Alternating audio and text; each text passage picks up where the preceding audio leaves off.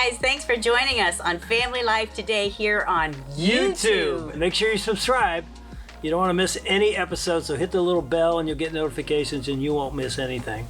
And if this encourages you, like it and share it with your friends. Yeah, share it with your friends. Yeah, welcome to Family Life today. You don't have to be a great-looking guy. You don't have to have incredible abs. If you make her feel secure, your wife will find you attractive. And conversely, if you make her feel insecure, all the muscles or the motorcycles or the cool tats in the world will not help. Like, if you don't make people feel secure to thrive around you, you're not being a keeper of the garden. You're being the opposite. You're actually you're the invader of the garden.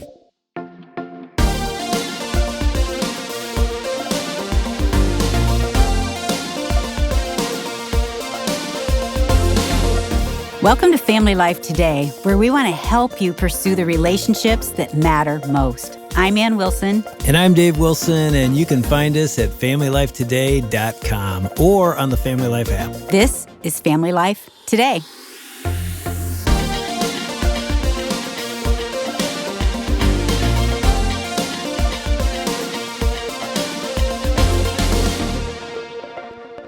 So when I was in college, went down to see my dad in Florida for a spring break. Who was an airline pilot, captain. Yeah, divorced, so I didn't know my dad real well, but he's like, hey, come down with a couple buddies. I don't know if I've ever told you this, but we were getting ready to go out one night, and my dad says to me, I'll never forget this, real men get chicks. That's what he said. I mean, I was like, what's that mean? He's like, you need to go out and you need to find women, which was his life. That's sort of what ended my mom and dad's marriage. Did you think that's right? Or like, is that At that true? time, I thought that's right. It was sophomore year, I became a follower of Christ my next year. So that wasn't a really good spring break because I was trying to, be what my dad thought a man was. And I think of all topics to talk about in this day, in this culture, what a man is, what a woman is. Am I right? It's like, we need to know because we don't know. Exactly. So we've got somebody in the studio that's going to answer this question for us. He's going to give us the clarity on what a man is. Brant Hansen is with us. Welcome to Family Life Today. Thank you. I'm elated to be here. It's an honor. And the irony is, if people don't know who I am, like, you've got this athletic background. I'm not that guy. And so they asked me about like my book cover for a man book. I'm like, whatever it is, not somebody like climbing a mountain, not somebody jumping over a stream. Not that there's anything wrong with that stuff at all. Right. But there's so much confusion about what masculinity really is, what's beautiful about it. And even Christian guys, I feel like, can't put their finger on it. We can only deconstruct it. So guys don't know. So what I was trying to do is like actually make a construction that we could point at and go, that's it. That's exactly it. So that's what my attempt to do it in the book was. And I'm not normally the guy to write that, but here I am. Yeah, well, I tell you what, I read it.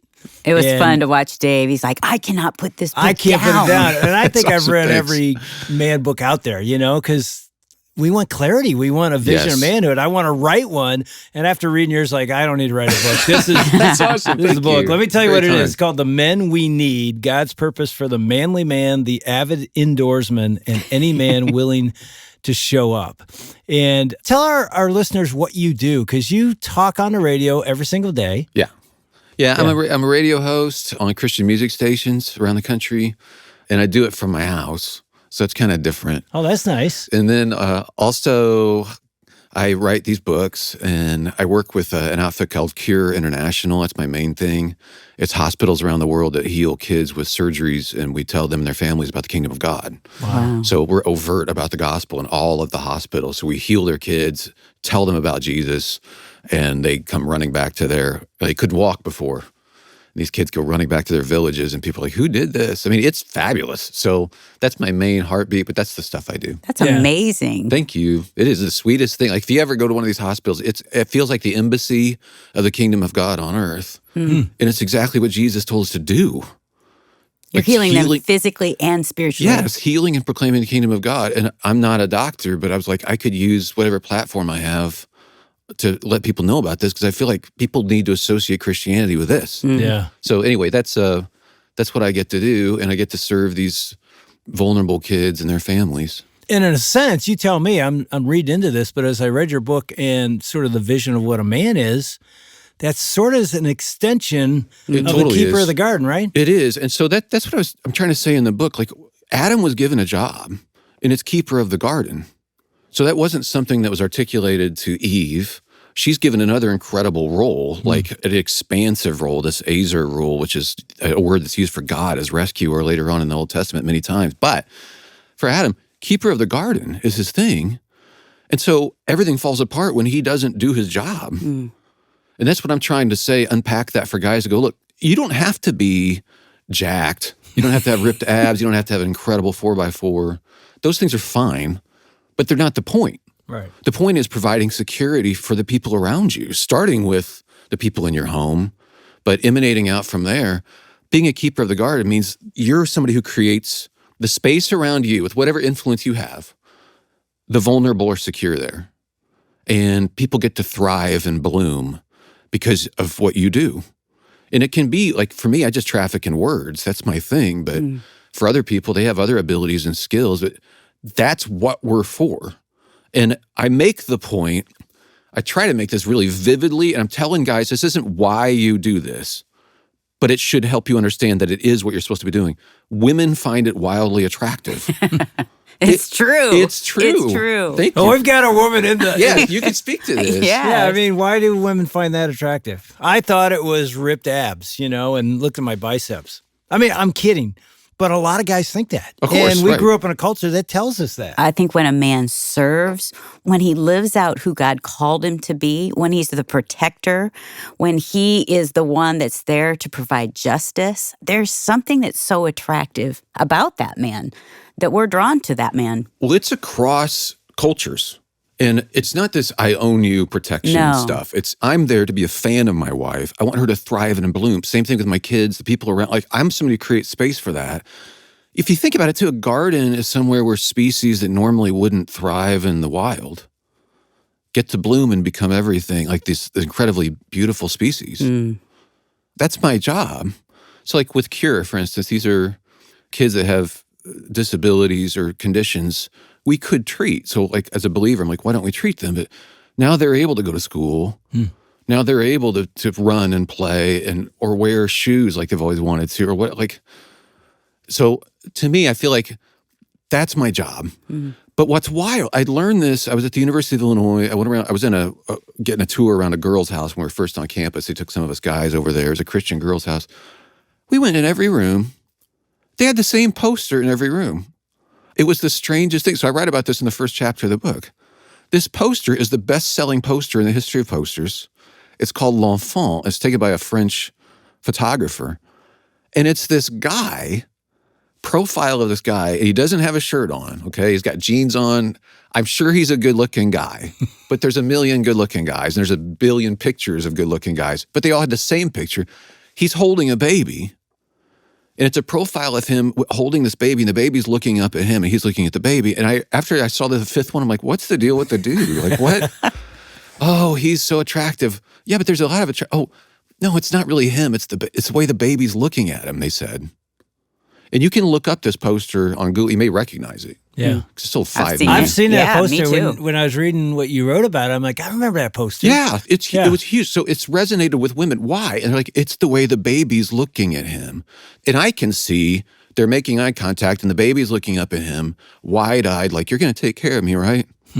Like there's this innocent vulnerability. And when women see a man, this isn't the most jacked guy, by the way. Like it's not that remarkable, but when they see a man who responds to vulnerability that way, it's very attractive. You do any survey of women, like, what's the most attractive occupation a man can have? It's the same one every time. It's firefighter. Firefighters.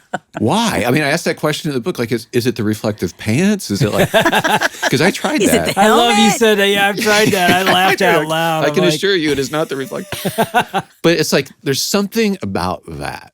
And again, I tell guys, you don't do this, you don't become a keeper of the garden just so women will think you're attractive, but they're brilliant, they're intuitive, they understand what we're for when we're at our best. And it turns out you don't have to be a great looking guy. You don't have to have incredible abs. If you inhabit this role for your family, your wife will find you attractive. If you make her feel secure, and conversely, if you make her feel insecure, all the muscles or the motorcycles or the cool tats in the world will not help. In fact, she may resent them because you're actually using them to curry favor with other women, or you're a dangerous person. You're an angry man. Like, if you don't make people feel secure to thrive around you, you're not being a keeper of the garden. You're being the opposite. You're actually you're the invader of the garden. Well, you guys, every woman, as you're talking about this, we long for that. We long for that in our husbands. We long for our sons to become that they will be the keeper of the garden. So what's happened in our culture that there's so much confusion that it's really gone, and in the church. Yeah, the opposite way. Well, I know this. If I have a box with puzzle pieces in it and I don't have the box top, it's really hard to put that thing together. And I feel like even in church culture, we've got shards of masculinity. We're pretty sure that going out and having a camp out or having steak is part of it. We're not quite sure. But what I was thinking would be really helpful would be to have that box top thing, which is what I'm saying, this keeper of the garden role. And it turns out when you do articulate this, even like 8-year-old boys, they get it. They need a picture of what we're supposed to be. Otherwise, you're just kind of, I'm not quite sure what the thing is. So that's what I was trying to do, is to paint that picture. And I stumbled into this with our boy. I think he was maybe 9 and our daughter was 6. We have 2 kids. And he was picking on her, and his name is Justice. And I would hear her, Justice, from the other room, stop it. And I went in there, and he was picking on her. And I said to him, Justice, you're supposed to protect your sister. That's your role. I need you to defend her. You're actually the one I need to defend her against. I honestly don't remember ever having a problem with that since. Really? Because you gave him a vision. Right. Yeah. Even at 9 years old. Yeah. This is my role. Guys are pining for that. That happened with our 3-year-old grandson. He has a little sister. We said the same thing, and his dad and mom have said it. I mean, he's 3 years old. Protector. And I think he caught it. They were at a playground just the other day, and I saw these 2 little boys come up to her and get real close to her. And I see Bryce, our grandson, step in front of her, and he won't let them touch her. And it's like, at 3 years old, how can that, that's amazing that he can get that. Oh, he got it from his grandfather.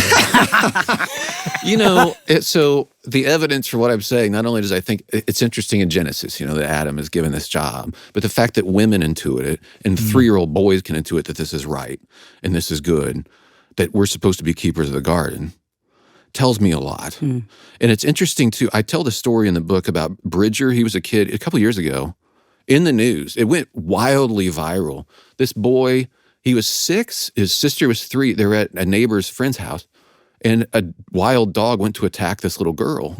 And he jumped in the way. And the pictures of him are brutal. He had 88 stitches across his face.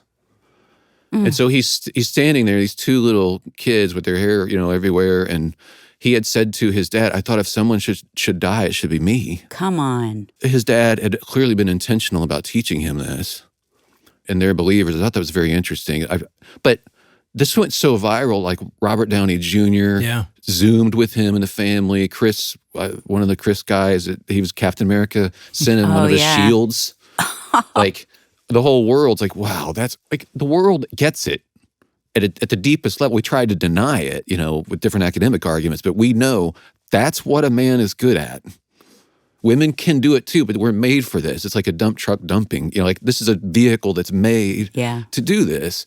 And people resonate with it when they see it. And again, the great news about it is it's not a factor of all this other stuff that we conflate with manliness. Those are outward signifiers that maybe this guy will be a strong man, but ultimately they can fool you, that other stuff. Yeah, and it is interesting in our culture, and I don't think it's new to our culture. I think it's always been true. Men don't know what a man is. There's confusion.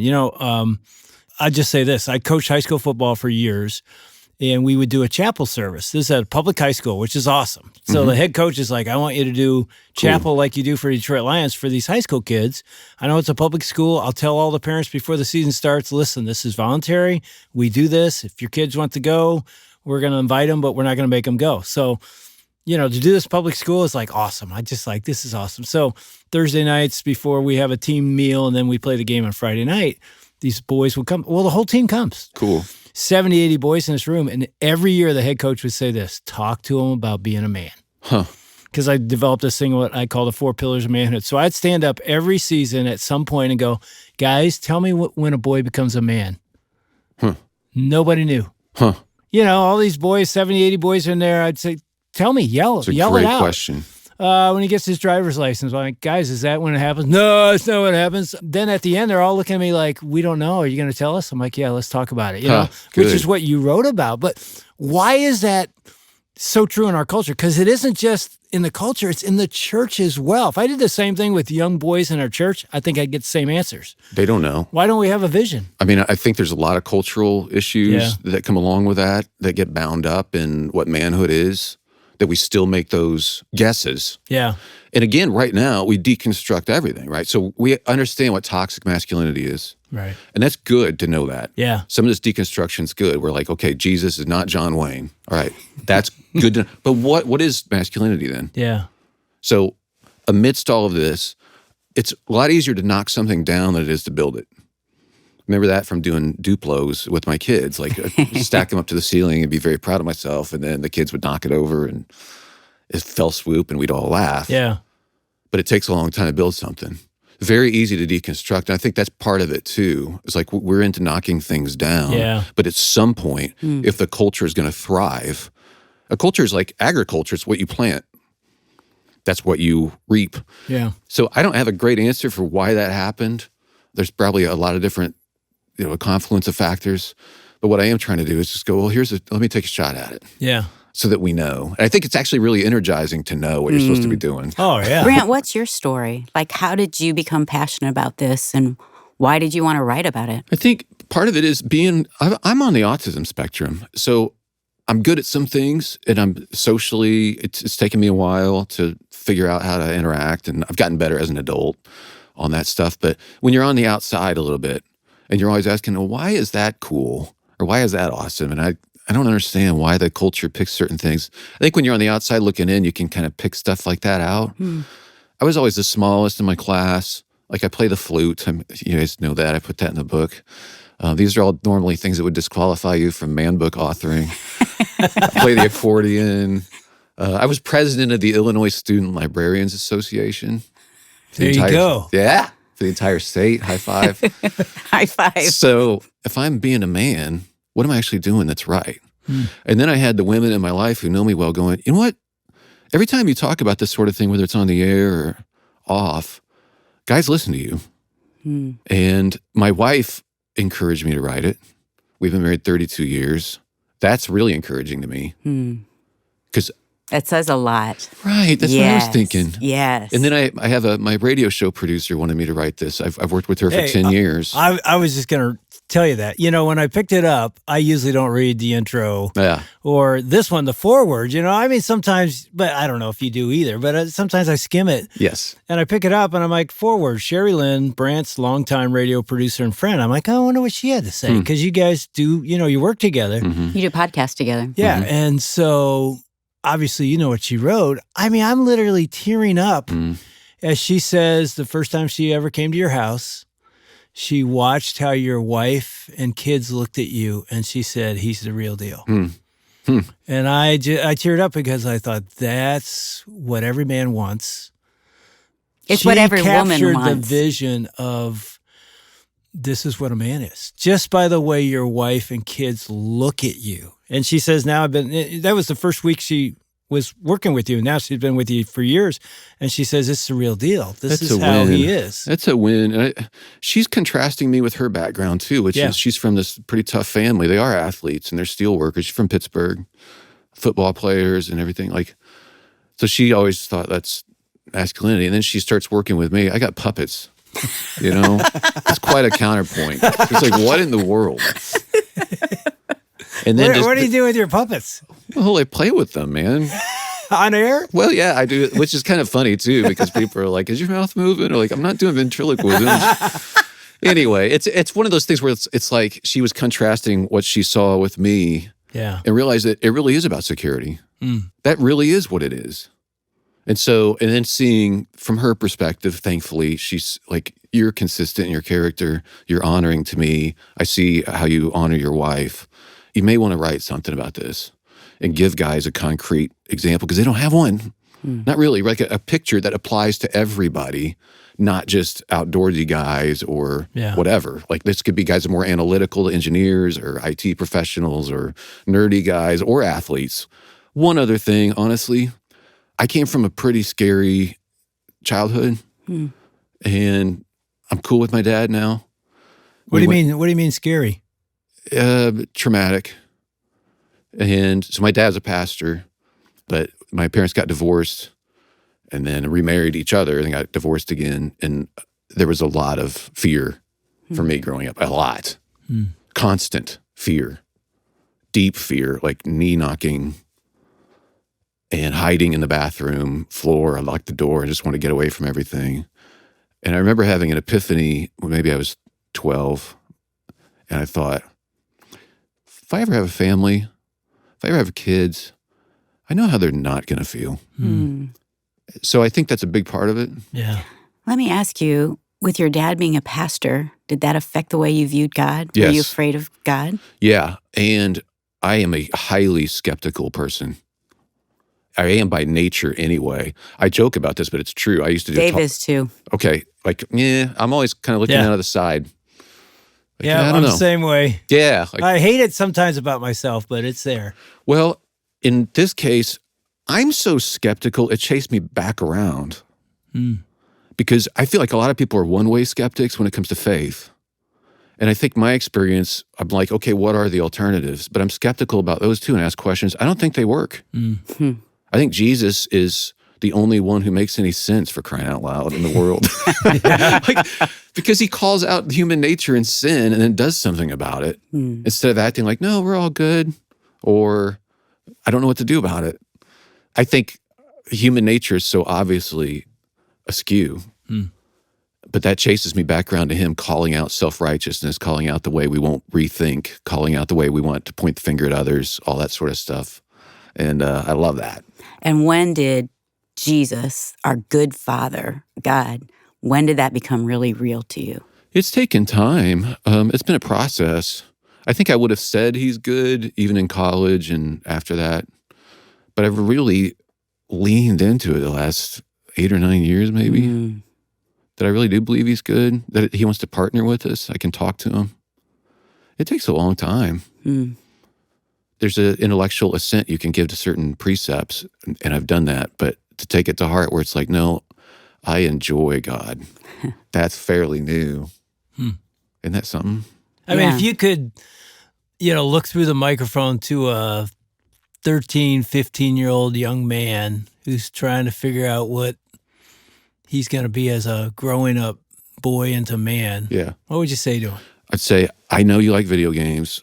I know you're drawn to pornography. I get it. This isn't a guilt trip. Those things are highly addictive. They give you a dopamine hit. I understand it. But all this said, if you think that, well, as long as I'm not hurting anybody else, it doesn't matter what I do. Like you can hole yourself up in your room the rest of your life. You are hurting other people because we needed you. You have certain skills and abilities that we need. And we need you to grow up. We need you to become the man that can be somebody who provides security for your neighborhood should be safer because you're there. So for you to check out and engage in fake activity instead of real stuff hurts. There's a woman who would love a good husband. There's a woman who would love to be married to a father, who would love that guy to take them on an adventure. There are people who will gain from you being involved and caring about the vulnerable. There are children that you could teach. There's environments we need you in. There's skills you have you could apply. But if you throw yourself into this stuff, we'll miss out on that. And that's a tragedy for us and you both. So that's what I would want to tell them. This is your job. You're here for a reason. We don't want to miss out on you. So you can see the way the world's going. You know the world's broken. You can see it, right? Well, that's because guys like you didn't show up. Oh, that just makes me teary. Like I've got tears in my eyes because that's every woman's longing for her husband of saying, like, we need you. We need you in the picture. We see the gifts and strengths that God has put in you, and we long for that man to live in our house because we see the amazing gifts God's put into you.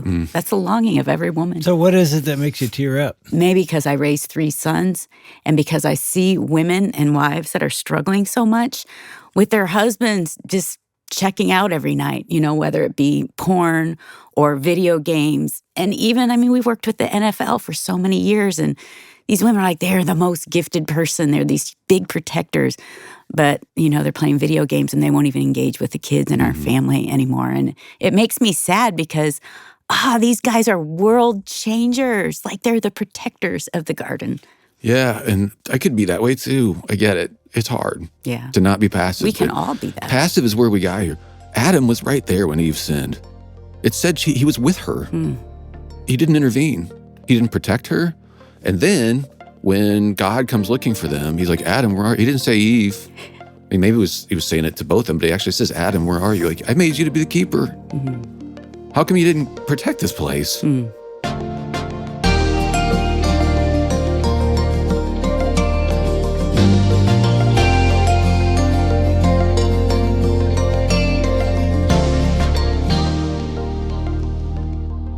You're listening to Dave and Ann Wilson with Brant Hansen on Family Life Today. We're going to hear from Dave and Ann in just a second, but real quick, Brant's book is called The Men We Need. Such a good book for any guy, including teenagers who are struggling to figure out what it means to be a man. We've got copies of Brant's book available at FamilyLifeToday.com. You can also call to order your copy by calling 800-358-6329. That's 800 F as in family, L as in life, and then the word today.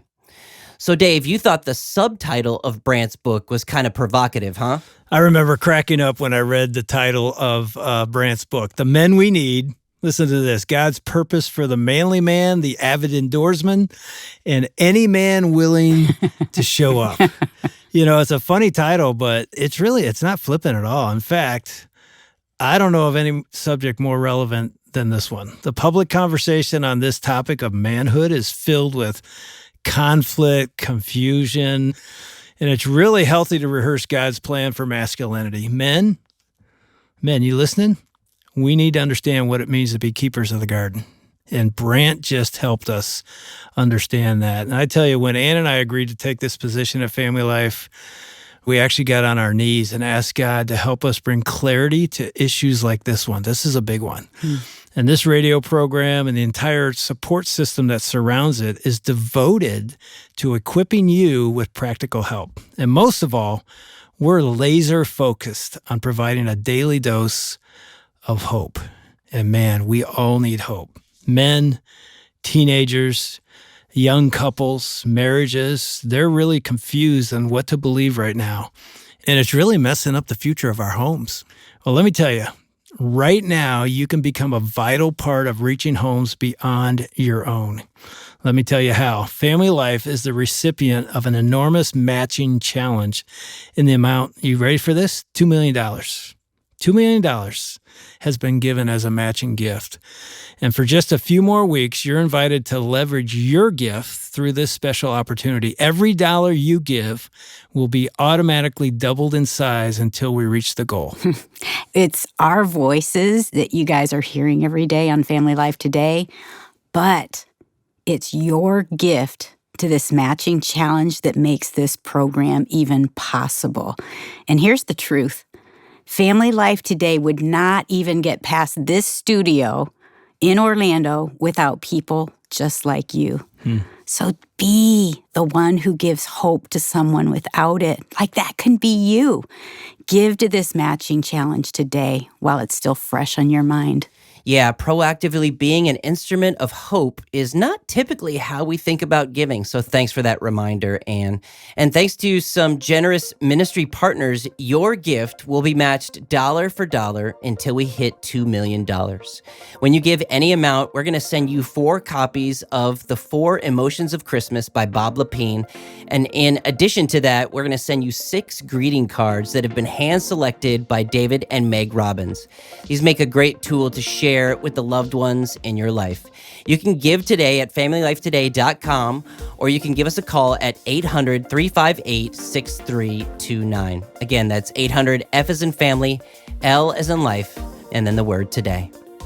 After listening to this, you might be thinking, okay, that's nice, but what do I do with a partner who is passive?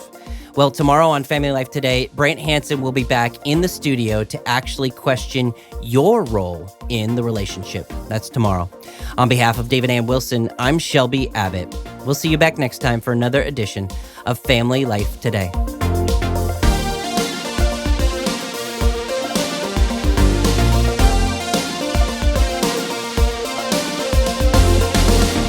Family Life Today is a production of Family Life, a crew ministry, helping you pursue the relationships that matter most.